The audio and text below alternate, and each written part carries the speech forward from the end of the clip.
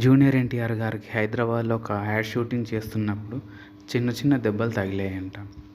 2 వారాల పాటు రెస్ట్ తీసుకుంటే సరిపోతుందని డాక్టర్లు చెప్పారంట. ప్రస్తుతానికి సేఫ్గా ఉన్నారని డాక్టర్లు చెప్పారు. పవర్ స్టార్ పవన్ కళ్యాణ్ గారు ఓజీ సినిమాలో ఒక పాట పాడారు. అదే వాషి ఓ Vashi. OG cinema tickets rates తెలంగాణలో హైక్ చేశారు. Single screen 100, multiplex 150.